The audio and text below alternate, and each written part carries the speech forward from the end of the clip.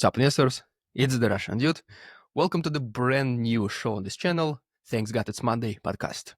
Today we have Sanctioned Ivan as our very first guest. Sanctioned Ivan is somebody who left Russia. He is from Russia.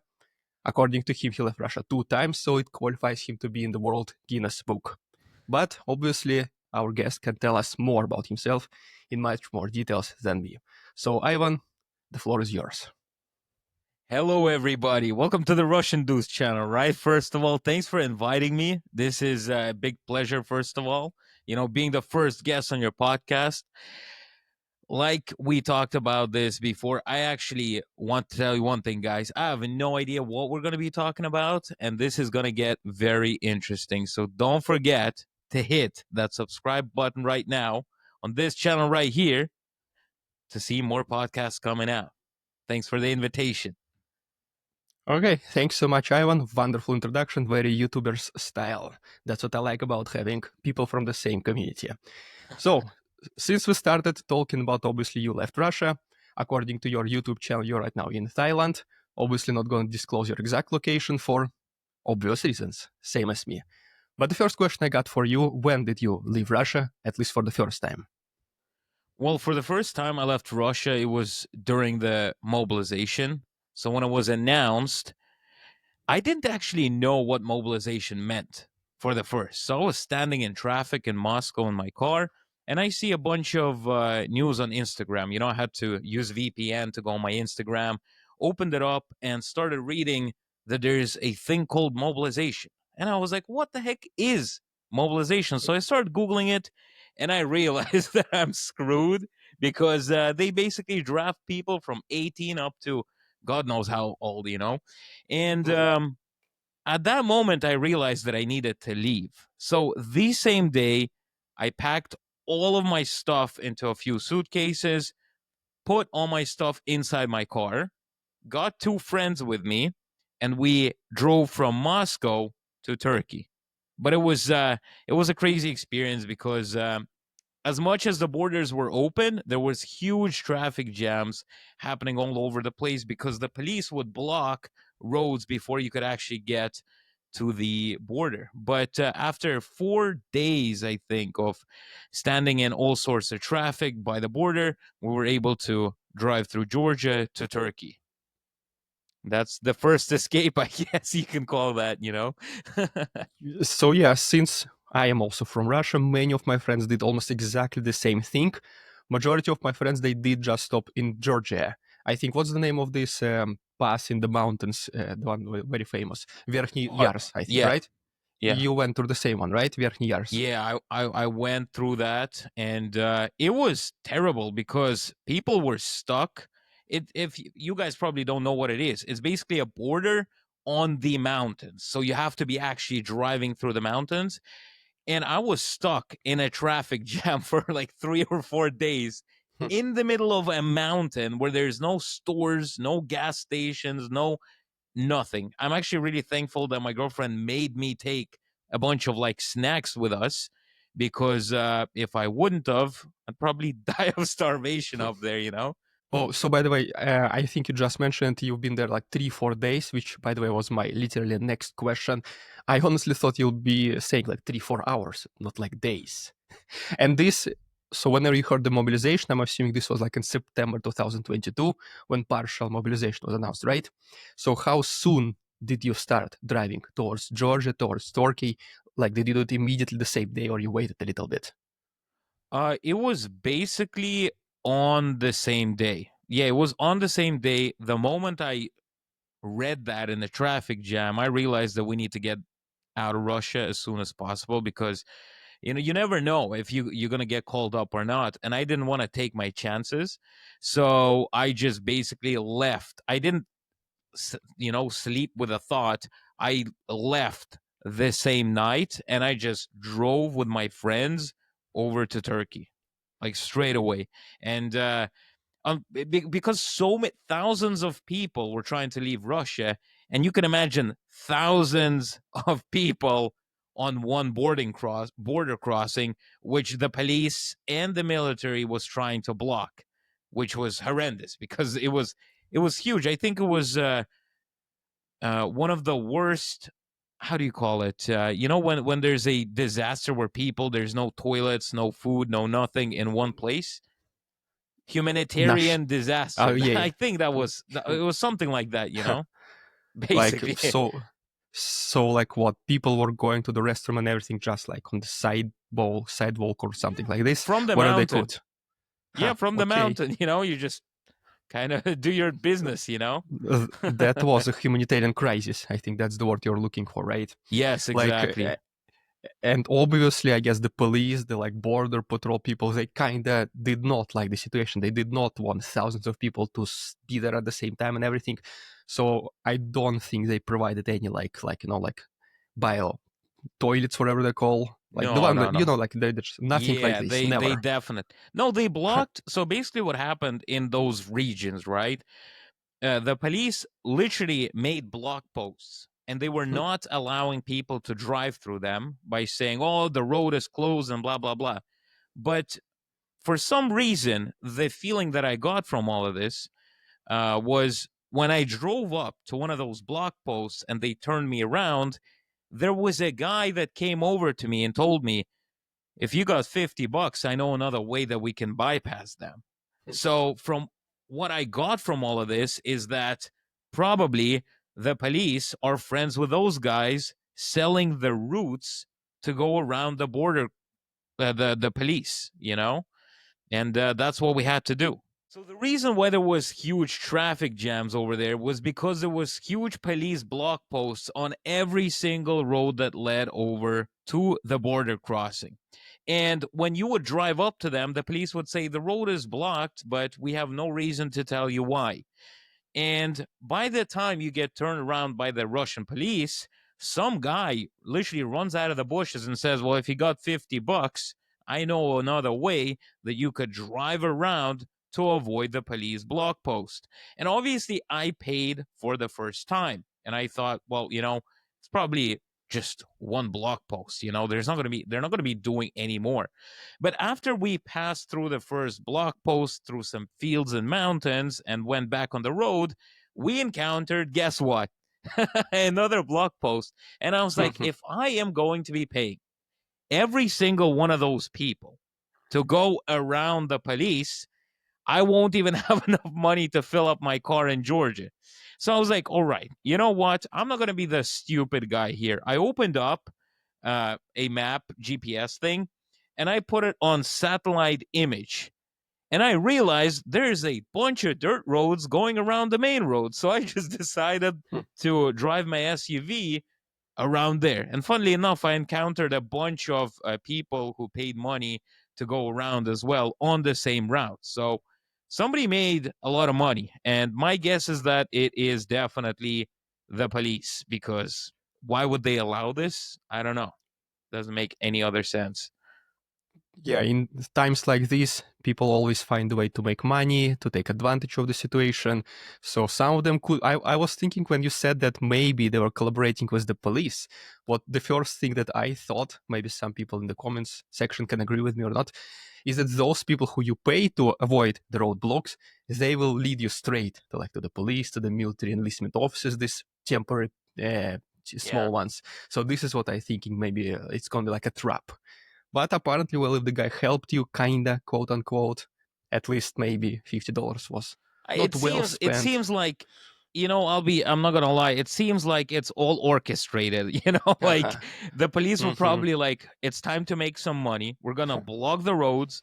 We're gonna put the guys in the bushes that are gonna be going around, because the police can't take money to drive through. That's gonna be bribery, and they have cameras on them, right?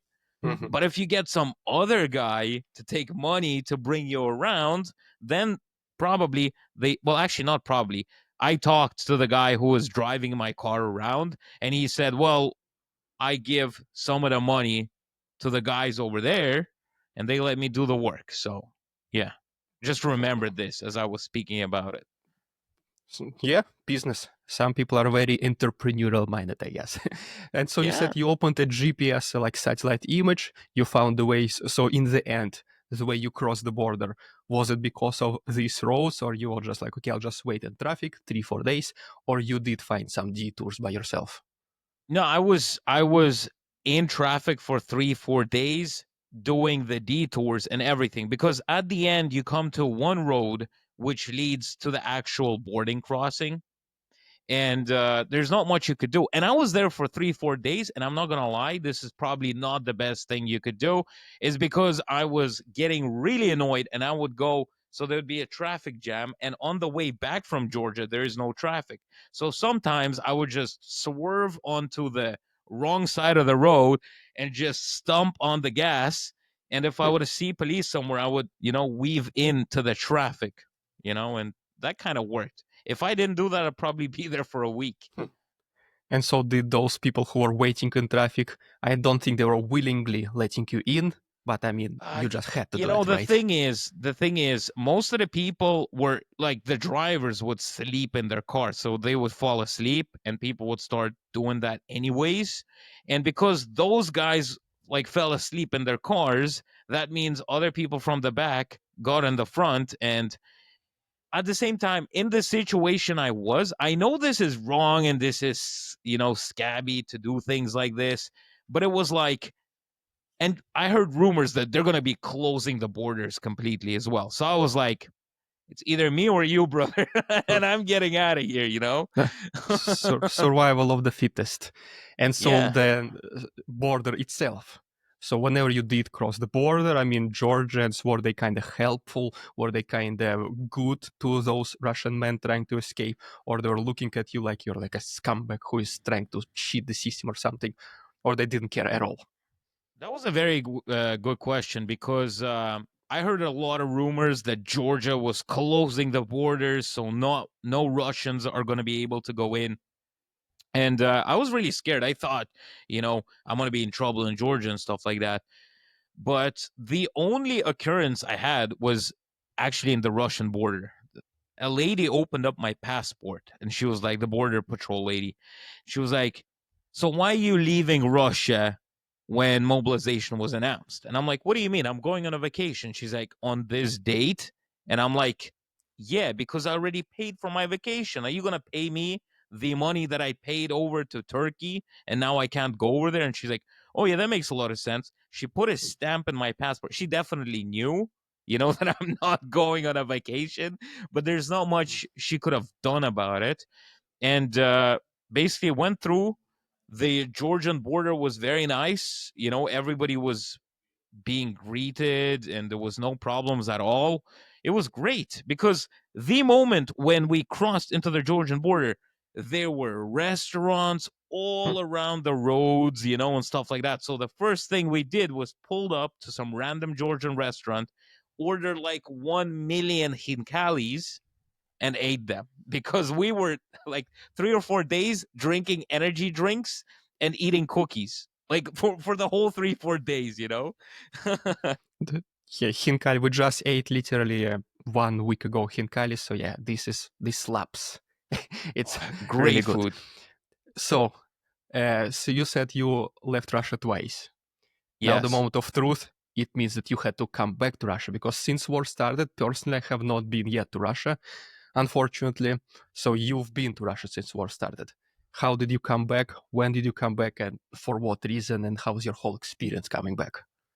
So that's a very good question. I've been in Turkey for 9 months at that point, and I got my Turkish residency for a year.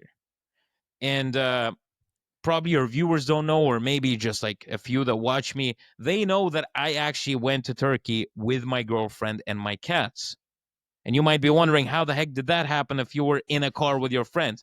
Me and my friends drove. They left like a week after, back to Russia. And my girlfriend flew with 2 cats over from Moscow to Turkey when the prices went down and the heat went down, because I knew that if they blocked the border, women are probably going to be able to fly out, but men wouldn't. So she wasn't able to get a residency, because Turkey stopped giving out residencies to everybody. So that meant I only had 3 more months left to be in Turkey. And my girlfriend couldn't get it, so she had to leave as well. And at the same time, I came there in my own car with Russian license plates. So it couldn't be there forever. So I decided to go back. And I'm not gonna lie, I was a bit homesick because Turkey was really boring. I love the country, great people, but it was boring and expensive. Like the economy, I'm sorry, but it's really bad. So when we decided to go back, I obviously didn't tell any of the viewers because they would go, "Oh, you betrayed all of us." But I didn't want to say anything because if I would have told the viewers, somebody might get upset and call like the border patrol to do searches and stuff like that or whatever. So I drove my girlfriend on the day we were leaving. I drove my girlfriend to the airport with the cats. She flew over, and I was left there by myself to drive over from the Mediterranean Sea over back to Moscow, which is actually, hold on a minute. You know what? I'll tell you how long that is. I want to tell you this right now. By myself, I'm like a trucker, you know? Uh, Yeah, you can look for this distance. I I'll will tell you just. right now, it's Okay, perfect. 3,800 and wait a minute, that's to London. Hold on a A minute. lot. Yeah, we're going the wrong way, guys. I'm sorry. Mhm. London is different direction to Moscow, I would say. My geography is Definitely. not the best, but it is not in the same direction. Let's hear it. Oh my God, this is unbelievable. But it's like 2,000 or 3,000. Oh, the driving route is 3,200 kilometers. So Hmm. basically, 3,200 kilometers to go back home. And I actually did it in 3 days, surprisingly enough. I was going on it, you know? 1,000 kilometers per day. That's like what 600 miles per day for our Yeah, American viewers. That is. I wasn't uh, sleeping at all. I was driving 2 days straight without sleeping at all from Alanya to Georgia, Tbilisi, and I couldn't drive on for much longer, so I decided to stay there for a night. And then from Tbilisi, I drove all the way to Moscow, also without sleeping. But the thing is, right?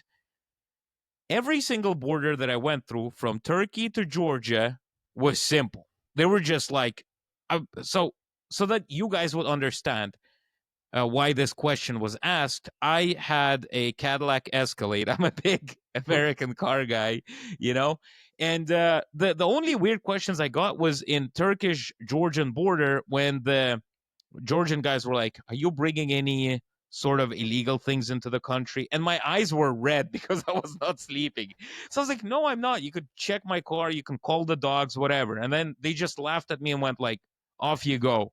And then they were like, "How do you know English?" And I'm like, "I just do." And they're like, "All right, fine, go ahead." That was like a 5 minute interaction without getting my car searched at all. So I was like, "Okay, great. I'm in Georgia." When I left Tbilisi and I hit the Russian border, that was when the fun began because I arrived over to the Russian side and you have to go through a passport control, obviously, to get a stamp in that you're back in Russia. And I pull in, I give my passport to the border patrol guy. He looks at my passport, looks at the stamp when I left, and he was like, "So how were you able to stay in Turkey for so long?" And I was like, "Oh, I have a residency there." Like, well, simple explanation to so the guy understands where I've been. And then I see him go like, "All right, 1 minute." Picks up the phone, and the moment he picked up the phone, I was like, "Oh my god!" Because I was like, "Something is wrong is gonna happen." And the other patrol guy, border patrol, he's like, "Open up your car," and I open up my car, and you guys understand, an Escalade's a huge car. It was full, completely full of my girlfriend's stuff. I had a small little suitcase and a laptop, all right? And he was like, "Why do you have so much stuff?" And I'm like, "This is my suitcase right here, and the rest is my girlfriend. She flew." And he's like, "All right, you know what? Pull your car over there and come with me." And I was like, "Oh my God, this is not the way to cross the border." I was like, I was shitting bricks. I'm sorry for my French, but I was like, why did I even decide to go back home? This is the worst idea ever. I had so much regrets that second, but I was like, all right, fine, whatever. Let's slip and do it. And before I went through, I was stuck in traffic and I was deleting every single message that I had, everything off my phone. And the guy was like, "Give me your phone." I gave him my phone. He took my passport. We walk into a building. It's like a Soviet looking building. And then there's two jail cells. And I'm like, oh my God, where am I walking into, you know? And I see a bunch of people there. And I'm like, it was cold. It was snowing in the mountains. And I was wearing shorts and a shirt and flip-flops because I came from the warm part of Turkey. And I was like to the guys, "How long have you been here? You know, is it quick?" Then like, what is happening here? And they laughed at me, and I was like, "What are you laughing at for?" They're like, "We've been here for 6 hours," and I'm like, "Oh no, I'm so screwed." So I sit down in this flipping jail cell. They were open, but it was a jail cell, right? So you could walk around the place, but you got to sit in the jail cell. So I was sitting there for like 30, 40 minutes. My relatives and my girlfriend, the only message they got from me was, "I'm at the Russian border," and then I disappeared. So, yeah, I remember this. I was standing there, nervously, and there's one door where people were let in.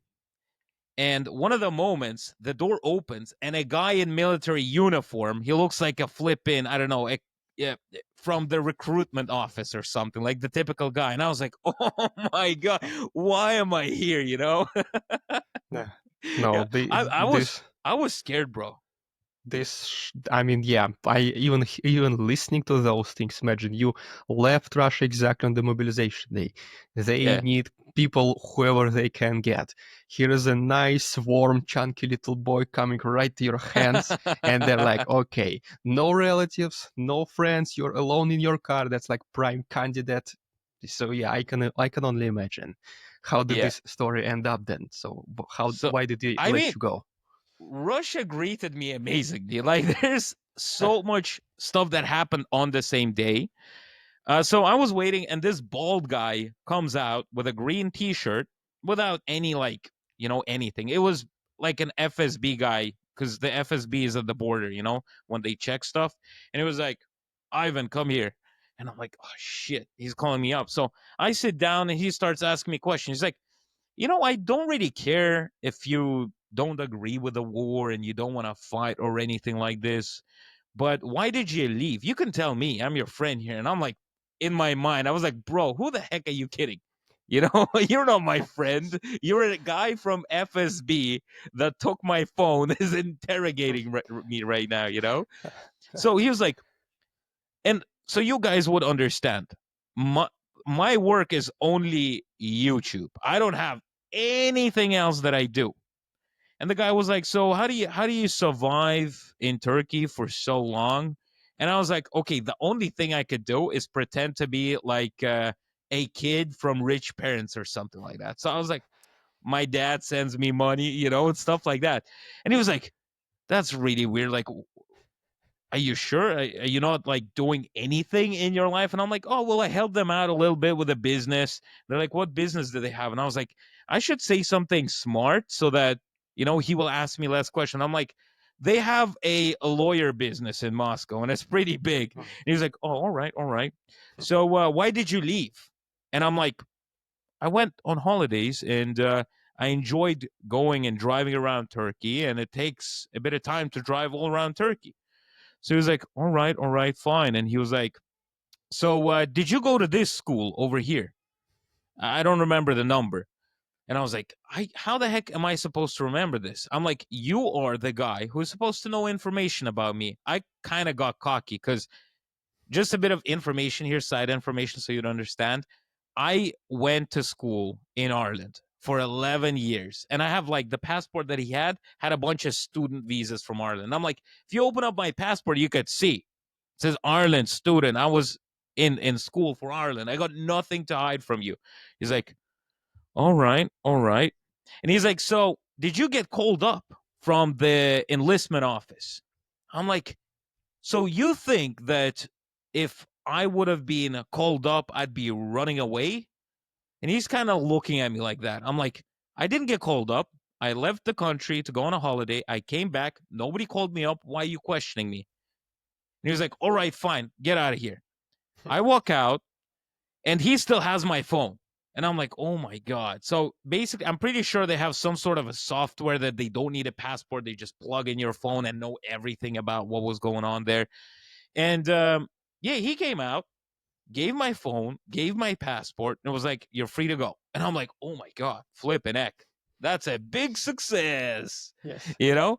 and and this was so smart of you. I don't know whether you realize it right now or not, or it was just like literally lucky thing that you said first, that you did not say you did not say them that you are doing YouTube videos, because I'm Yeah. assuming you are doing some kind of prohibited to Russia, to the regime of Putin videos. So if you said, oh, I'm just making YouTube videos, obviously they're gonna ask, let me see, and then you have like titles, I'm leaving Russia. I'm not doing mobilization. Yeah. Invasion started. So Escaping you mobilization. you're going to be a done deal immediately. And the second thing, what smart thing you said is that just my parents have some big lawyer firm back in Moscow. They're like, okay, so if we do something to this guy, he has a bunch of lawyers. His parents are lawyers. We just better don't mess with this guy. So this was really smart. These two things of you to say, like, wonderful. So eventually, yes, you do cross the border, you're back in Russia, and even though you left Russia, the war started, you don't want to be mobilized, but how did it feel being Russian back home? No matter what kind of home it is, what kind of regime, but Russian being finally home. How did it feel? I'll tell you one thing. The story doesn't end here whatsoever. The fun part. This was just like the beginning. I went through, it was fine. I called my family, said I was fine. I was interrogated, but now I'm fine. Oh, also, I forgot to mention the most important thing. The reason why I got pulled away was because the other guy who was bringing me in, I was trying to be friendly with him and stuff like that. And he was like, oh, we have a guy that was making videos of himself saying, oh, Ukraine is great, and stuff like that. And he had it recorded on his phone. And the moment when we found it on his phone, we were able to take him away. And I was like, oh, that's crazy. Unbelievable. How could he say something like this? I was trying to gain his trust. And I'm like, so why did you guys pick me out of all the people? And he was like, you left during the mobilization. When your name goes into the database, you're on a list. And I'm like, oh, that's great. Nothing better than being on some list in Russia. But, that's not the worst thing. The worst thing is when I was driving back, from the border. There's like there's regions like it's like I'm not sure which ones are they. It's like close to Chechnya, Dagestan, and stuff like that. I got pulled over. There's I don't know why, but the laws are different in those areas than in Moscow. They have like stop control checkpoints, which says stop. Like there's a big sign that says stop. And I see everybody is stopping. So I was like, all right, fine. If they need to pull up a car, they'll just wave their stick and pull them over. And I was literally rolling 1 kilometer an hour waiting for him to either pull me over or let me go through. And he pulls me over. And I'm like, oh my God, like, what do you need from me? And the police guy, the traffic police guy was like, you broke the law. You drove when you were supposed to completely stop. And I'm like, sorry, bro, I've never been to your region. I didn't even know this. We don't have like flipping like stop checkpoints in Moscow. So I was like, now I know, you told me, let me go. And he's like, nope.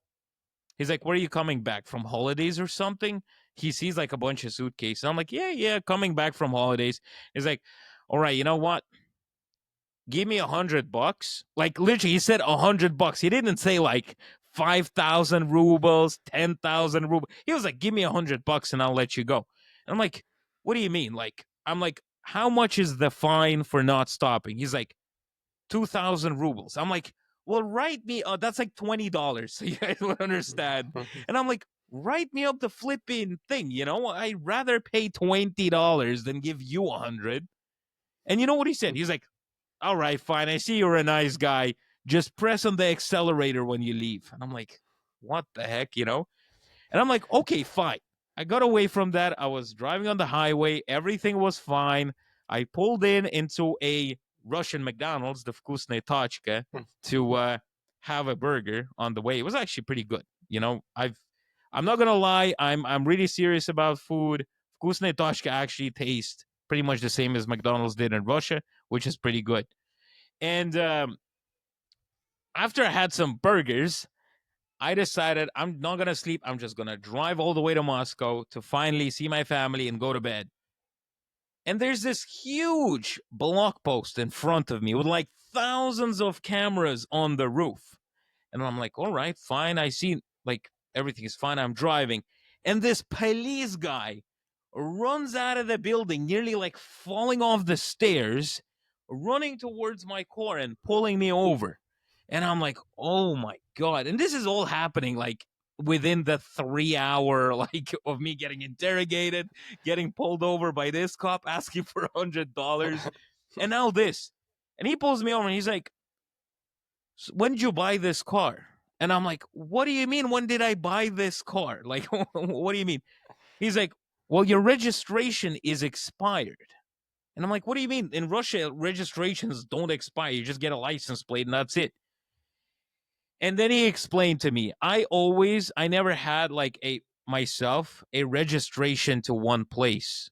And I used to get those passport registration to show where you live for like a year. And I just renewed them every single year. And I didn't know one thing, that if you get a registration for 1 year and buy a car and register it, it also gets a registration for 1 year. So my car was unregistered after 3 days I left Russia during mobilization. So that was kind of lucky.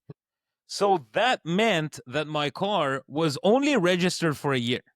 And the guy said, well, you know what? We will have to take your license plates away from you. And so you guys will realize this blog post that I'm talking about is like 1,000 kilometers away from my house. And I'm just thinking about it. I'm like, oh my God. So they're taking my plates away. That means I'm not going to be able to drive. And that means I will have to get a tow truck that's going to be towing my car for 1,000 kilometers. And that's going to cost a fortune. Right. And the guy escorted me over to their like police office, like huge building. And they cut up my license plates so they're not going to be able to be used. They took one of my documents for the car. And I was like, so what am I supposed to do? You know, and they're like, well, you have 24 hours that you could be driving after getting this fine. And I was like, all right, so I got 24 hours to make 1,000 kilometers. And so that you guys would understand, there's so many blog posts on the way, and I did not get pulled over in a single one without license plates. And you know why? I asked one of the policemen, well, after I registered my car again and stuff like that, I'm like, for what reason was I getting pulled over when I had plates over there, but when my plates got taken off, for 1,000 kilometers, nobody dared to stop me. There was literally, a block post with two cops standing in front of me, and there was a Cadillac Escalade without license plates driving towards them, and they would just step aside. Guess why? You know why? Because the police themselves have this some sort of an agreement with other policemen that they take this route to go on holidays to Sochi. And so that they could get there quick, they take off their license plates and drive straight through without speeding cameras or anything. And guess what? When I was driving the Escalade and with my chubby face, I kind of looked like a policeman, So they probably thought I was some major of the police or something, Now you know. Now you know a life hack how to travel Yep. across, what is this, East, Western Russia? I'm assuming Yeah. Western, Southern Russia with absolutely no stopping, no nothing. Have big car, probably, hopefully tinted like 90%, no license plate, drive as fast as you can, no questions asked. That's like literally driving Russian style. So 1,000 kilometers in 24 hours, I'm assuming you did it. You're in Moscow. I did. And how did it feel finally to be back home after all? Because I cannot imagine all these things happen literally like in less than 24 hours, in under 1 day. Interrogations, taking away your license plates, then speeding through roadblocks or whatever, like every 20, 30 minutes, nobody's stopping you, but still you having mini heart attack every single time you drive past them, and now you're finally in Moscow. What's the final feeling? Well, first of all, it felt like when I just got home, it felt great because I was like, oh, great, I'm home. I could see family. I saw my girlfriend. I had some really good Russian food. And then I passed out. The next day, when I woke up, I decided to go meet up with a few friends, check out what's going on. And it was fun for the first week until something settled in me. And I started looking around after, that happiness of seeing your friends and family. You start walking around on the streets and seeing, big placards, join your brothers, Mhm. and having a soldier. And then you just see a bunch of stories about, soldiers returning back or soldiers getting sent out. And if you turn on the television, you see like, the biggest propaganda outlets being like, oh, we're going to take them in 2 more days. Trust me, Yep. brother. And seeing all this all the time. And I was like, oh, this is getting terrible. And after I think I was in Russia for 7 or 8 months, 9 months, I realized that I didn't want to be there anymore because it was just a big disappointment. Everybody was, looking sad and angry and all the placards. And so the thing that really pissed me off was the famous Tucker Carlson visiting Moscow and going to a shop, to Ashan, which is actually French owned grocery store. It's like a huge one, something Mhm. like Walmart probably or something for you guys in the States.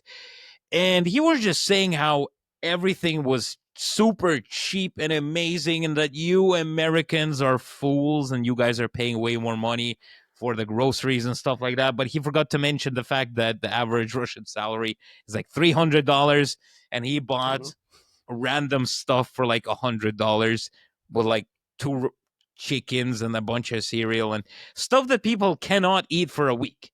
So that got me really pissed off, and I made a video about him, and that got a lot of views. So I was like, okay, great. Maybe I could start making videos about going to Russian car dealerships and showing people how the Russians buy cars and how much they cost, which got a lot of views, and it was interesting. But I'm not going to go into the Russian cars, but I went to an American car dealership to show Americans that there's still Dodge Rams being sold around in Moscow. And I walk in there and start recording everything. And some big guy runs up to me and says, no, no, no, no, no, you can't record here. I'm the owner of the shop. And I'm like, get lost. This is a public space. I can do whatever the heck I want. And he was like, please give us like 20 minutes and then you can record. And I'm like, that feels really sketchy. What do you mean?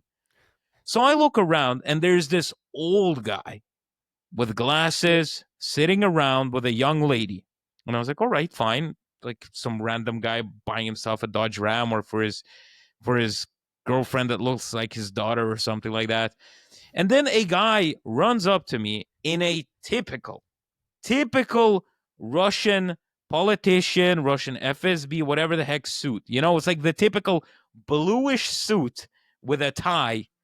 And he's like, "Oh, can you please not record? We're having some problems. This person over here doesn't want to get recorded." I'm like, if he doesn't want to get recorded, he can go and leave this place. And then after 2 minutes, I realized that I saw a parked up Toyota Land Cruiser with a blue light and a license plate AMR, which means like the government of Mhm. Russia. And I was like, oh, wow. So that guy is buying himself a Dodge Ram, probably, or for his girlfriend. And that really got me pissed off at a start. So I kept on recording. They couldn't kick me out. I was like, call the police, call whatever. The Constitution says I'm allowed to record, and you, government guy, can go screw yourself. And they basically ran away. I'm not kidding. They ran away into like the to the manager's office and waited for me to get out. But the owner of the shop came out, and I was wearing a jacket which was black and yellow. It was like kind of like a racing jacket. And the guy was like, the owner of the shop. So he's got money. He's supposed to be, like, intelligent or whatnot. And he's like, so what if you're recording this for the Americans? And I'm like, what do you mean? I'm recording in English. Who the heck do you think I'm recording this for? And he's like, started staring at me uneasily. And he's like, so should I call the cops since your jacket is black and yellow? Are you trying to resemble a flag? And I'm like, the heck are you talking about? It's a black and yellow jacket. What am I doing wrong? So I was like, okay, screw you. I finished recording everything that I needed and went away. And as I was going away, another guy ran out of the shop and started recording my car driving off really quickly, to get my license plates or whatnot. But it was just really weird. I got really annoyed because of that. And then there was just a bunch of news about new waves of mobilization, a bunch of arrests, Navalny's death, and everything all together really got me annoyed. And I was like, I don't want to be in this country. I want to be moving to the States, as many might not know. But my future goal one day is to go to the States, but not running through the Rio Grande. I have enough border runnings. I don't want to be doing another one there. Yeah. I think this is a perfect cliffhanger for our next episode. Whenever next time we meet with you, you're gonna talk about your next movements. Wow, the story is like really incredible. The whole adventure moving away from Russia, so complicated. Moving back is even more complicated. And then you behaving like leaving your. I mean, after you've been interrogated by FSB, being taking your license plates away, I guess this encounter and dealership did not feel, I guess, maybe that much stressful to you. Anyways, but still, like, you have a nerves of steel after doing all these things. This is absolutely incredible. Like, wow, like, what a, I don't know, bullseye selecting our first guest for the TV, for the podcast. It was incredible. Thanks so much, Ivan, for sharing your story. You, by the way, I think I did see this dealership in situation on your YouTube channel. So, by the way, this could be also a perfect transition for guys watching this podcast to go to Sanctioned Ivan channel. I will leave all this link down below, and maybe you can see this video from the dealership or any other videos you want on his channel where he's actually filming his experience, explaining about, talking through it, and everything like this. Is there any other media, social medias, any other links you want to share where people can find you, like Instagram or anything? Instagram. Well, first of all, thank you very much. It's called Yes. Royal slash under slash Golitsyn. You could find it. Yes, You I could will find it put. on my YouTube channel as well. But you could find the Yes. link in the description. I want to say a Yes. big thank you. Honestly, a big thank you for bringing me in and letting me share the story. And, I'm not going to lie, a big channel like the Russian dude inviting a small channel like Sanctioned Ivan feels like I'm on the top of the mountain right now. So thank you very much, Yeah. bro. I really appreciate it.